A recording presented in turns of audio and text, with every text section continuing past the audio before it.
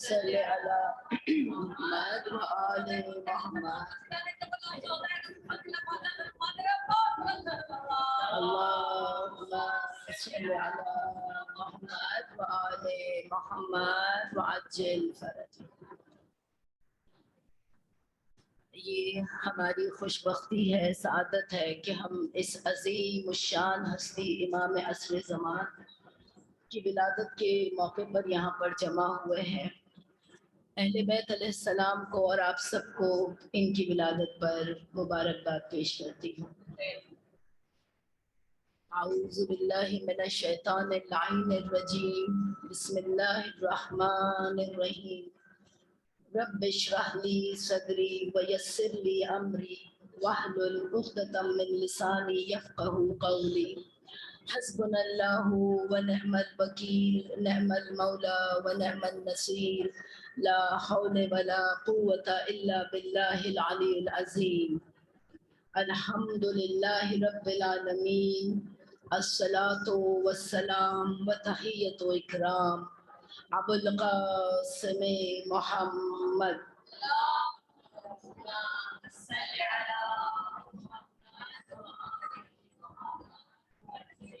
اہل بیتہ وعطرتہ الطیبین الطاہرین المعصومین المظلومین الغر میامین، لا سیما علی امام المنتظر حجت الثانی عشر، اللہم عجل فرجہم وسہل مخرجہم وکسر انصارہم واہلک اعداءہم ولعنت اللہ علی اعدائہم اجمعین۔ اما بعد فقد قال اللہ تبارک وتعالی فی کتاب المجید وفرقان الحمید وقول الحق۔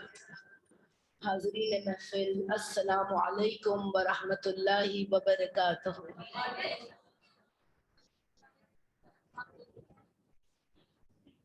من مات ولم یعرف امام زمانہ مات میتۃ جاہلیہ۔ ارشاد ہوتا ہے کہ جو اپنے وقت کے امام کو پہچانے بغیر اس دنیا سے چلا گیا، مر گیا، وہ جاہلیت کی، گمراہی کی موت مرا۔ حاضرین محفل، تمام مسلمانوں کا اصل مہدویت پر اتفاق ہے، بلکہ تمام ادیان دیگر بھی، دوسرے مذہب کے بھی، عیسائی ہیں، یہودی ہیں، بدھزم ہے، ہندوازم ہے، زرتشتی ہے، ہر ایک اپنے اپنے عقیدے کے مطابق آخری زمانے میں ایک نجات دہندہ کے منتظر ہیں، انتظار میں ہیں۔ صرف مسلمان نہیں ہے، ہر مذہب۔ اور رسالت مآب صلی اللہ علیہ وآلہ وسلم نے ارشاد فرمایا، افضل الاعمال امتی انتظار فرج، یعنی امتی، میری امت کا سب سے بہترین، سب سے افضل عمل جو ہے، اور کہیں فرمایا افضل العبادت، تو یہ جو سب سے بہترین عمل، بہترین عبادت ہے، وہ کیا ہے؟ وہ انتظار فرج ہے۔ فرج کسے کہتے ہیں؟ کشادگی، سرور، خوشی۔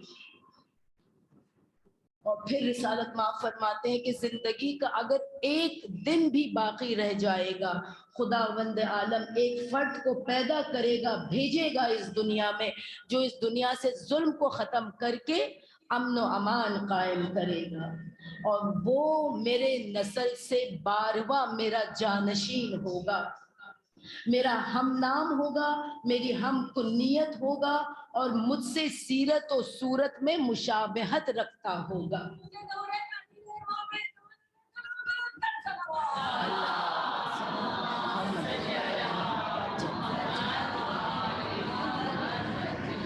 یہی وجہ تھی کہ تمام ظالم جو حکمران تھے، بنو امیہ کہہ لیں، بنو عباس کہہ لیں، آج کے دور میں بھی دیکھ لیں آپ، جو بھی ظالم حکومت، وہ یہ نہیں چاہتا تھا کہ کوئی ایسا آئے جو انقلاب برپا کرے اور ان کے حکومت اور ان کے وجود کو نیست و نابود کر دے۔ اسی لیے تمام معصومین پر، اہل بیت پر بہت سختیاں کی گئیں، خاص کر امام تقی علیہ السلام جو ہمارے 9ویں امام ہے، ان کی زندگی میں بہت سختیاں کر دی گئی۔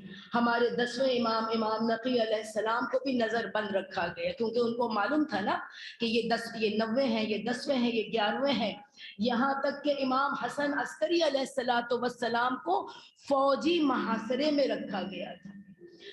سامرہ کا ایک محلہ تھا عسکریہ، عسکریہ کے معنی ہے فوجی چھاونی، آج وزارت جنگ اس کا نام ہو گیا ہے، لیکن تو دیکھیں کتنا ان کو خوف تھا کہ ایسا کوئی نہ آئے کہ جو ان کی حکومت کو برباد کر دے۔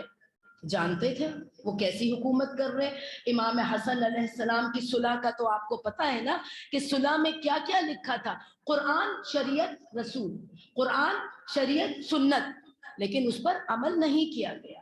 ہر امام کے ساتھ ایسی سختی کیا گیا۔ تو خداوند عالم کا یہ حکم ہے کہ 12واں آئے گا، اور اس کو آنا تھا اور وہ آ گیا۔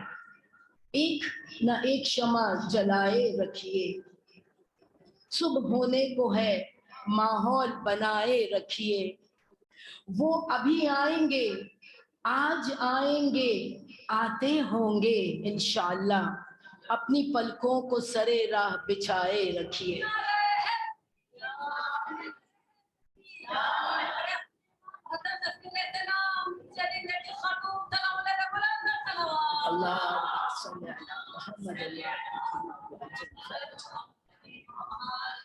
اسی لیے ہمارے امام کی ولادت کو مخفی رکھا گیا، چھپا کے رکھا گیا۔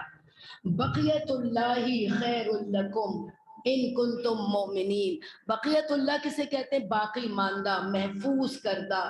تو یہ بقیت اللہ خیر ہے ہمارے لیے، بہت فضیلت رکھتا ہے۔ کس کے لیے؟ اگر تم صاحب ایمان ہو، متقی ہو۔ تو خداوند عالم نے 255 ہجری میں آپ کی ولادت، آپ کو دنیا میں، خداوند عالم کے حکم سے آپ دنیا میں آئے۔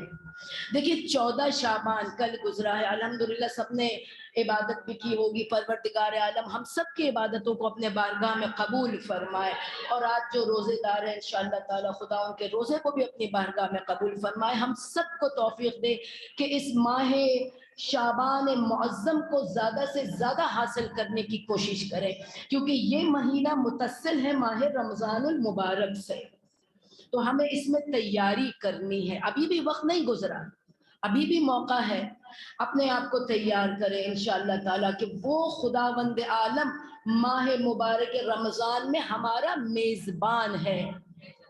ہم نے تو الحمدللہ دیکھا ہے کہ ماہ رمضان میں کوئی بھوکا نہیں رہتا، اس لیے کہ میزبانی خداوند عالم کے ہاتھ میں ہوتی ہے اور ہم مہمان ہوتے ہیں۔ درود بھیجے محمد و آل محمد۔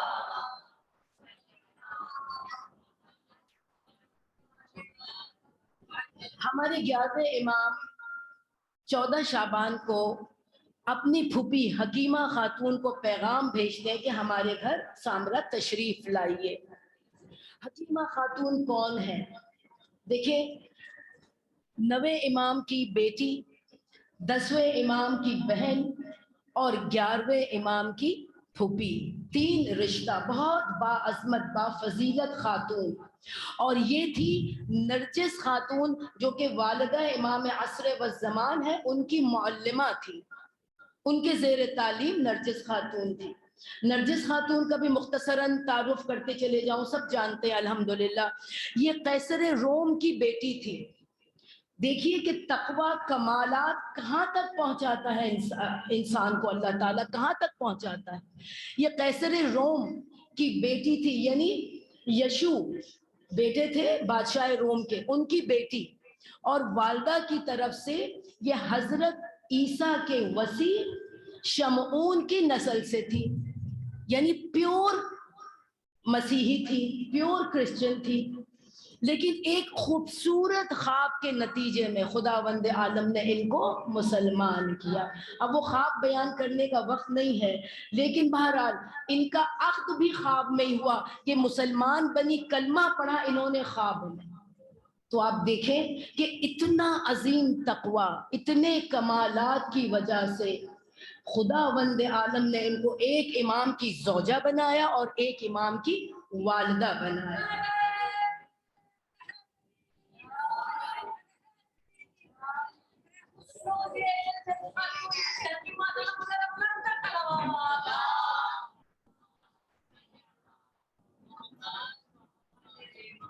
اب 14 شعبان بعد افطار ہمارے 11ویں امام اپنی پھوپھی سے درخواست کرتے ہیں، خواہش کرتے ہیں کہ پھوپھی اماں آج رات آپ ہمارے گھر ہی تشریف رکھیے گا، چونکہ جس چیز کی، جس فرزند کی آپ دعا دیتی تھی نا، ہمیشہ حکیمہ خاتون دعا دیتی تھی کہ بیٹا خدا وند عالم تجھے ایک اولاد نرینہ عطا کرے۔ تو امام فرماتے کہ پھوپھی اماں آج وہ شب ہے جس کی صبح کا خدا وند عالم نے ہم سے وعدہ کیا ہے۔ آج کی صبح وہ آنے والا ہے کہ جو تمام کائنات میں باعظمت ہے، جو حجت خدا ہے، جو بقیت اللہ ہے۔ حکیمہ خاتون فرماتی ہے کہ بھتیجے میں تو کوئی ایسے ولادت کے آثار نہیں دیکھ رہی نرجس خاتون میں، کوئی حمل کے آثار نہیں ہے۔ تو امام مسکراتے ہیں، فرماتے ہیں پھوپھی اماں یہ آنے والا ویسا ہی آئے گا جیسے جناب موسیٰ آئے تھے، حالات بالکل وہی تھے، لیکن ان سختیوں کے باوجود بھی مومنین عباسیوں کو پتہ ہی نہیں چلا کہ کب اور کیسے نرجس خاتون ہمارے 11ویں امام کے عقد میں آئی، کیسے 12ویں امام کی پیدائش ہوئی، اور کب 12ویں امام 5 سال کے ہو گئے۔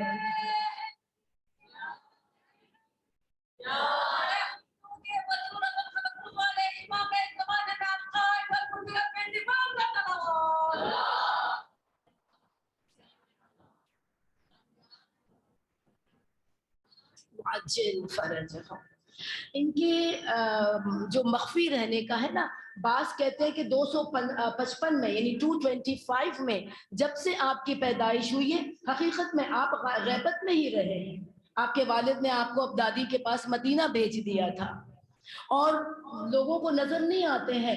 کب 5 سال کے بعد وہ بھی ابو الادیان جو خادم تھے 11ویں امام کے، کیسی راز کھلتا ہے وہ میں ابھی آپ کو بیان کرتی ہوں، پہلے ان کے پیدائش کا واقعہ بیان کرتی ہوں کہ شب جناب حکیمہ خاتون نرجس خاتون کے حجرے میں آتی ہیں، ان کو بے چینی میں نیند نہیں آتی، لیکن نرجس خاتون آرام سے سو رہی ہیں۔ حکیمہ خاتون کی آنکھیں نرجس خاتون پہ لگی ہوئی ہیں کہ فجر کے نزدیک، طلوع فجر کے نزدیک نرجس خاتون اضطراب کی حالت میں، بے چینی کی حالت میں بیدار ہوتی ہیں۔ حکیمہ خاتون ان کو اپنے سینے سے لگاتی ہیں اور اسماء الہی کی تلاوت کرتی ہیں۔ دوسرے حجرے سے آواز آتی ہے میرے امام کی، پھوپھی جان اطمینان رکھیے، گھبرائیے نہیں، اللہ کا وعدہ پورا ہونے والا ہے، سورہ قدر کی تلاوت کیجیے۔ اور بس حکیمہ خاتون فرماتی ہے تھوڑی دیر میں نہ معلوم کیا ہوا، میرے اور حکیمہ نرجس خاتون کے درمیان ایک پردہ حائل ہوا، مجھے کچھ ہوش نہیں تھا، لیکن کچھ لمحے بعد جب یہ پردہ ہٹا ہے تو نرجس خاتون سر تا پا نور ہی نور تھی، اور ایک بچہ ان کے سامنے سر سجدے میں اور کلمہ شہادت پڑھ رہا تھا۔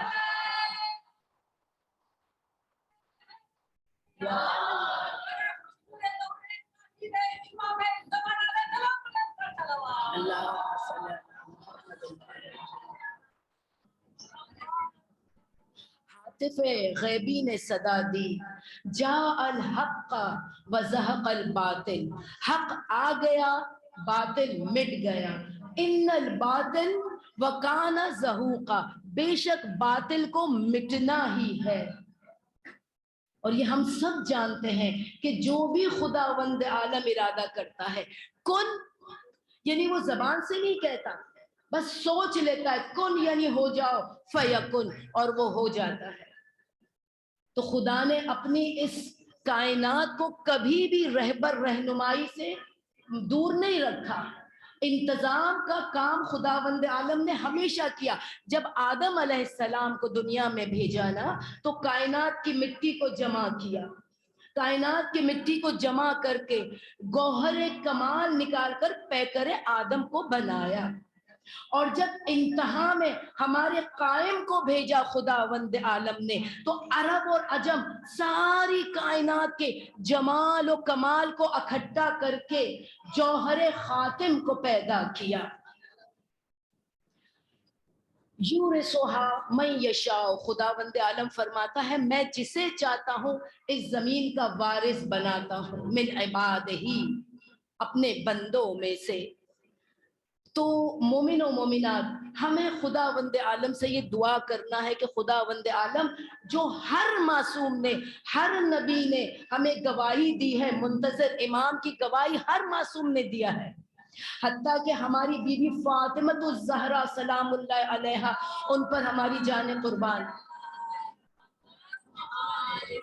جب دربار سے روتی ہوئی آئی تھی نا، تو آپ نے فرمایا تھا کہ آج تم نے میرا حق چھینا ہے، میری صداقت کو جھٹلایا ہے، لیکن یاد رکھو میرا بیٹا مہدی آئے گا، بی بی نے بھی گواہی دیا، میرا بیٹا مہدی آئے گا جو تم سے میرے ایک ایک ظلم کا بدلہ لے گا۔ اور فضیلت امام کی کیا ہے مومنین، 4 نبی امام کے پیچھے نماز پڑھیں گے۔ اکثر لوگ پوچھتے ہیں کہ اتنی لمبی عمر، آپ سب جانتے ہوں گے، بہت ساری مثالیں دی ہیں علماء نے، مختصر اور جو سب جانتے قرآن میں ان کا ذکر ہے، حضرت ادریس ہے، حضرت خضر ہے، حضرت الیاس ہے، اور جناب عیسیٰ ہے۔ یہ تمام تو آسمان پر زندہ ہے نا، یہ تو امام سے پہلے پیدا ہوئے تھے، ابھی تک زندہ ہے، تو ان کے لیے کوئی اعتراض نہیں ہوتا، امام کے عمر درازی کے لیے۔ اور خداوند عالم جس کو چاہتا ہے جتنی عمر دیتا ہے۔ درود بھیجے محمد وآل محمد۔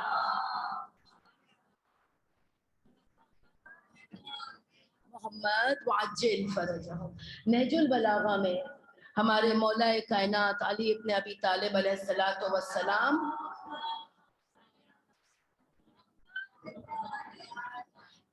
خطبہ 138 میں ارشاد فرماتے ہیں کہ مہدی علیہ السلام آئیں گے تو ان کے معاشرے کی جو صفات ہوں گی اس کو اپنے خطبے میں مولا اس طرح بیان کرتے ہیں کہ وہ بندے خدا، یعنی ہمارے 12ویں امام، وہ بندے خدا خواہشات کو ہدایت کی طرف موڑ دے گا، جبکہ لوگ ہدایت کو موڑے ہوئے ہوں گے خواہشات کی طرف۔ غور کیجئے گا ان جملوں پر۔ اور لوگ، ہمارے جو یہ بندے خدا ہے، یہ رائے کو، لوگوں کی فکروں کو، لوگوں کی سوچوں کو قرآن کی طرف جھکا دے گا، جبکہ لوگوں نے قرآن کو اپنی ان رائے اور سوچوں کی طرف جھکائے رکھا ہے۔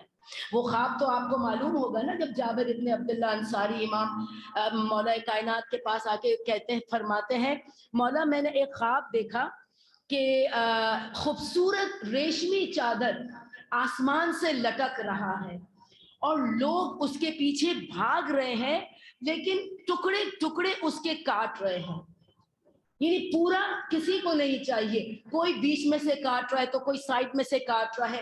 یہ خواب کی تعبیر کیا ہے؟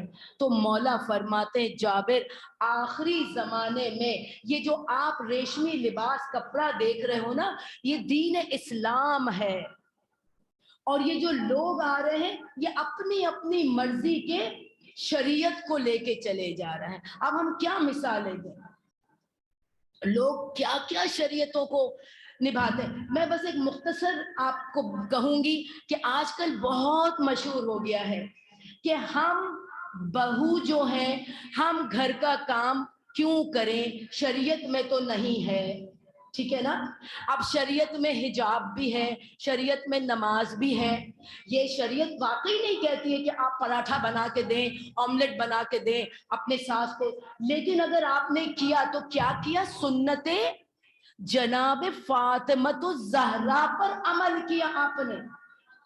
اگر ہم کہتے ہیں نا کہ ہم بیوی کے ماننے والے ہیں, تو بیوی نے کیا کیا ہے, بیوی گھر میں بھی تھی اور باہر میں بھی ویسے ہی مردانہ کردار تھا بیوی کا, کہ جو فدق کے لیے بیوی باہر نکلی تھی.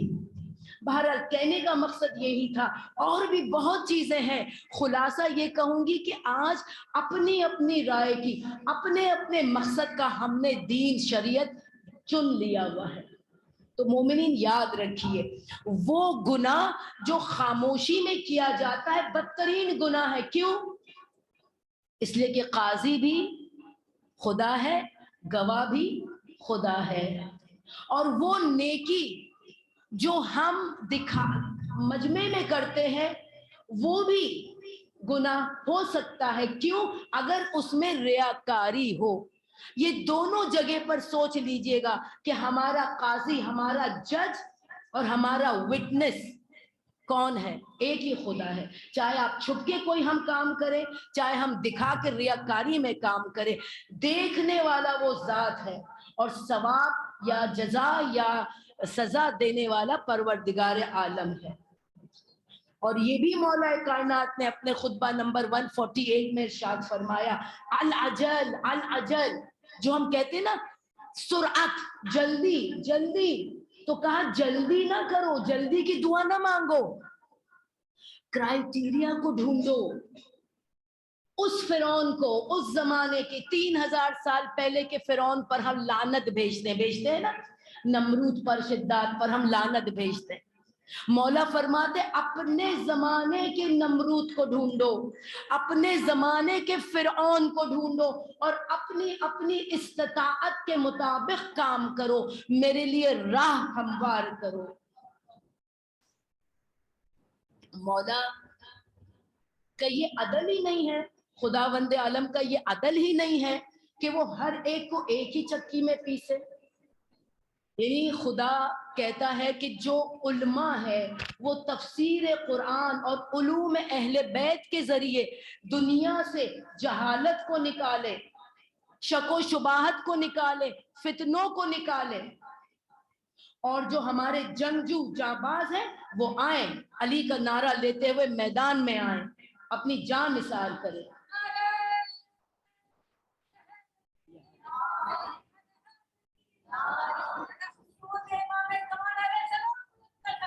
اللہ یعنی مینٹلی, فزیکلی اور مانیٹری, پیسے کے حساب سے چاہے آپ کے اندر استطاعت ہو, چاہے جسمانی استطاعت ہو, چاہے دماغی, اپنے آپ کو امام کے لیے آگے بڑھائیں, امام کے لیے راستہ ہموار کریں. کہ ابھی تک امام کے کیا ساتھی پیدا نہیں ہوئے, کہ امام آ نہیں رہے ہیں. اپنے آپ سے ہم سوال کریں کہ ہم کہاں پر ہیں, ہمارا مقام کیسے انتظار کرنے والے میں ہے. اسی حوالے سے میں ایک واقعہ بیان کروں گی. علامہ مرتضیٰ زیدی کی مجھے کوٹنگ بہت اچھی لگتی ہے. انہوں نے فرمایا کہ میرے والد, ایک مثال دیا, میرے والد ایک ایک شہر میں, میں ایک شہر میں, میرے والد نے مجھے فون کیا, بیٹا میں تمہارے شہر میں آ رہا ہوں ایک یونیورسٹی تیار کرنے کے لیے, تو تم تیاری کرو. اب میں بہت خوش ہو گیا, بیٹا بہت خوش ہو گیا, کمرے میں گیا, والد کے لیے کمرہ سجانے لگا, بستر بنایا, رنگ کر دیا جہاں پر رنگ کی ضرورت ہے, خوب تیار کیا. 3 4 6 دن گزر گئے. اب فون کیا, بے چینی, العجل العجل, انتظار نہیں ہو رہا. ابا حضور آپ نے کہا تھا کہ میں آنے والا ہوں, ابھی تک کیوں نہیں آئے؟ بیٹا تھوڑا صبر کرے, کچھ کام ہو گیا, ابھی آتا ہوں. بیٹے نے کہا, پھر موقع مل گیا, پھر کمرے میں بیٹا گیا, پھر تیاری. یعنی اس کی صرف فکر یہ تھی کہ مجھے اپنا گھر, مجھے اپنا کمرہ, مجھے اپنا کاروبار سجانا ہے. پھر واپس تیسری بار فون کیا، ابا حضور ابھی تک آپ نہیں آئے ہیں۔ ابا نے کہا بیٹا میں آتا ہوں، یہ بتاؤ کہ ہاں بیٹے نے کہا ابا جان میں نے آپ کے لیے پورا کمرہ تیار کر لیا، گھر سجا دیا۔ والد خاموش ہو گئے، کہتے ہیں بیٹا کیا میں نے کمرے میں رہنے کے لیے آنا تھا؟ کمرے میں رہنا تھا تو میرا گھر خود تھا۔ تم یہ بتاؤ کہ یونیورسٹی کی تیاری کے لیے تم نے کیا کیا؟ اللہ اکبر، یہ سوال ہم سے ہوگا۔ امام پوچھیں گے کبھی معلوم بھی کیا، کبھی جانا بھی کہ ہم کس لیے آنے مانگتے تھے؟ ہم تو دنیا سے ظلم کو، ناانصافیوں کو دور کرنے کے لیے کہ جو میرے جد امجد کرتے ہوئے آ رہے ہیں۔ 250 سالہ کتاب پڑھیے گا، اس میں 11 ہجری رسول خدا کی شہادت سے لے کے 260 امام حسن عسکری کی شہادت تک 250 سال کا آیت اللہ نے بڑی خوبصورت سے اس کو بیان کیا ہے کہ یہ جو ہمارے تمام معصومین گزرے ہیں، مقصد ایک تھا، تحریک ایک تھی، لیکن انداز جدا جدا تھا۔ کسی نے 25 سال گوشہ نشینی میں گزار کر تبلیغ کیا، کسی نے صلح نامہ پہ دستخط کر کے، کسی نے میدان جنگ میں نکل کر، کوئی 14 سال 9 سال قید میں رہ کر کیسے کیسے ہمارے معصومین نے سختیاں برداشت کی ہیں۔ ہمارے امام کہتے ہیں میں منتظر ہوں آنے کے لیے، تم لوگ راہ تو بناؤ، میں تمہارے اعمال دیکھتا ہوں، میں تم سے دور نہیں ہوں، الا تمہارے اعمال، الا ہمارے اعمال کی وجہ سے۔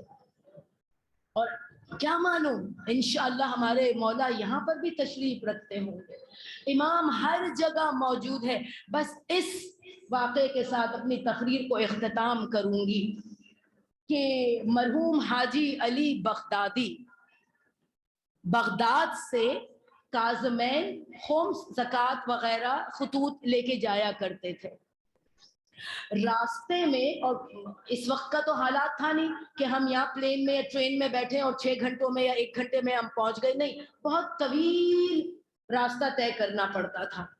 کہتے ہیں بغدادی حاجی علی بغدادی کہ میں راستے میں جا رہا تھا، مگن تھا اپنے خطوط وغیرہ کو سنبھالے، کہ میں نے ایک باوقار شخص کو دیکھا، گردن پہ سبز عمامہ تھا، رخسار پہ ایک تل کا نشان تھا۔ دیکھیں یہ ہماری غفلت ہوتی ہے حج کے مقامات پر اور زری کے مقامات پر، اکثر آپ نے دیکھا ہوگا کوئی کہتا ہے غیبی مدد ملی مجھے لیکن میں پہچان نہیں سکا کون تھا۔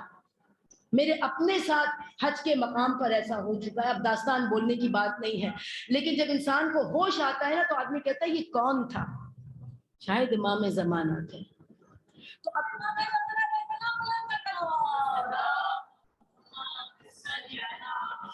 یہ ہماری غفلت ہے مومنین کہ ہم نہیں پہچانتے۔ تو یہ کیا کہتے ہیں حاجی علی بغدادی کہ میں ان کے ساتھ ساتھ چلتا رہا، لیکن پلک جھپکتے ہی میں نے اپنے آپ کو کاظمین کے زری کے دروازے کے سامنے پایا، پھر بھی مجھے ہوش نہیں آیا۔ اب وہ شخص جو میرے ساتھ کھڑا ہے کہتا ہے زیارت پڑھو۔ میں نے زیارت پڑھی، ایک ایک امام کو سلام کیا، اور جب میں نے کہا السلام علیکہ یا امام زماننا حجت اللہ، تو میرے پیچھے سے آواز آئی علیک السلام ورحمت اللہ وبرکاتہ۔ جب میں نے پیچھے مڑ کے دیکھا تو کوئی بھی نہیں تھا۔ تو مومنین آتے ہیں امام ہماری مدد کے لیے آتے ہیں۔ ایسے بہت سے واقعات ہیں، ایک بچہ بھی بہت شارٹ کر کے بتاؤں گی کیونکہ یہ واقعات کہنے کا دل کرتا ہے تاکہ یہ دلیلیں ہیں، امام موجود ہیں، انتظار، بہترین انتظار کریں۔ ایک بچہ اپنے امتحان کے لیے جا رہا تھا، بہت شارٹ کروں گی، اس کا بس خراب ہو جاتا ہے، 1 گھنٹہ باقی ہوتا ہے امتحان میں، ڈرائیور کہتا ہے بس چالو نہیں ہوگی، وہ پریشان کہ میں نے اگر یہ امتحان نہیں دیا، اس شہر میں نہیں، لندن جیسے دیہات کے طرف ہوتا ہے، لیکن کہتا ہے میرے والد نے اتنا خرچہ کر کے مجھ کو بھیجا ہے، یہ پرچہ نہیں دوں گا تو میں کامیاب نہیں ہوں گا۔ اب دیکھیں یہ بچہ کیا دعا کرتا ہے، دل سے دعا مانگیے مومنین تو وہ غفور اور رحیم ضرور پورا کرتا ہے۔ وہ کہتا ہے یا ابا سہلے، اگر میرا یہ دعا پورا ہو گیا، میں وقت پر امتحان دینے کے لیے پہنچ گیا، تو میں اپنی نماز، دیکھیں کوئی نہ کوئی چیز کا وعدہ کرنا ہے، میں وعدہ کرتا ہوں کہ میں وقت پہ نماز پڑھوں گا. نماز تو پڑھتا تھا لیکن فضیلت کے وقت پہ نماز پڑھوں گا، اس لیے کہ اس نے سن رکھا تھا. ہم بھی جانتے ہیں نا کہ امام زمانہ افضل وقت پہ نماز پڑھتے ہیں، اور جب ہم ان کے ساتھ نماز پڑھتے ہیں تو خداوند عالم فرشتوں سے کہتا ہے اس گٹری کو باندھو اور میرے پاس لے آؤ، میرے نبی نے، میرے حجت نے اس میں نماز پڑھی ہے، ان کے ساتھ لے آؤ.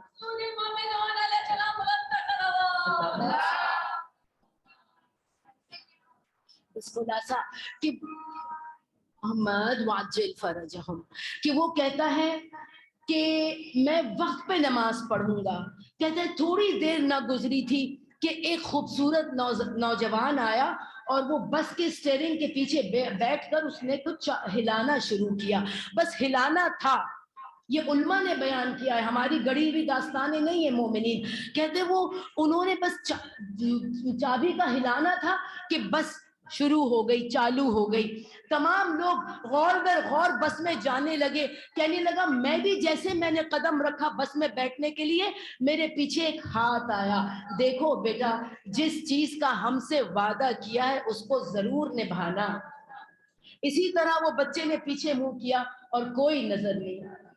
تو بس مومنین ہمیں دعا کرنا ہے کہ خداوند عالم ہمارا شمار حقیقی منتظر میں کر. ہم منتظر ہیں، امام منتظر ہیں، ایک زیر سے ہے ایک زبر سے ہے.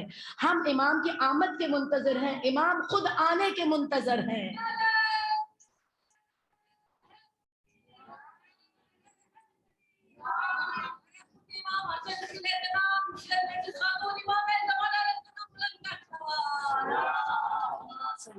محمد مماتا مماتی، خداوند عالم ہماری موت، ہماری زندگی، حیات سب اہل بیت علیہ الصلوۃ والسلام کی نظر ہو.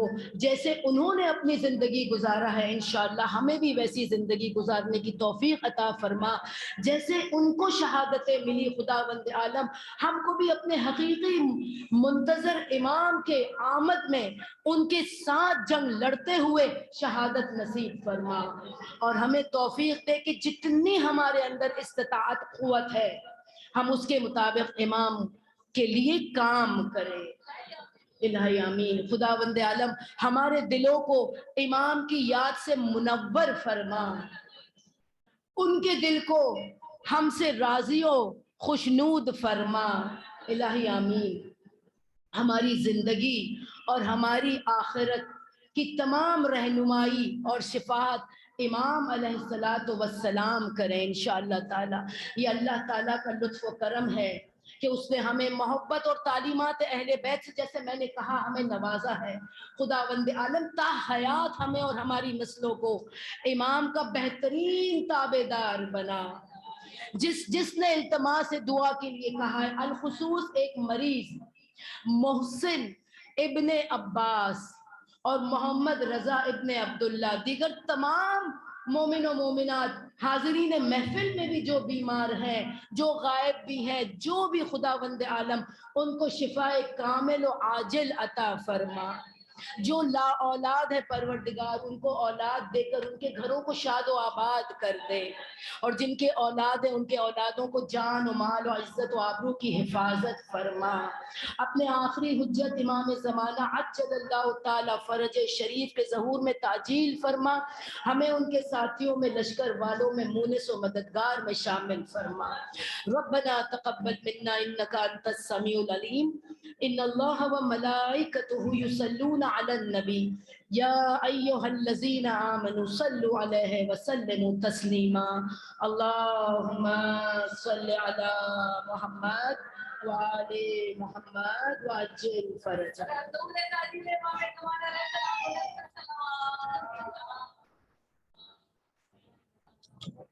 شکریہ.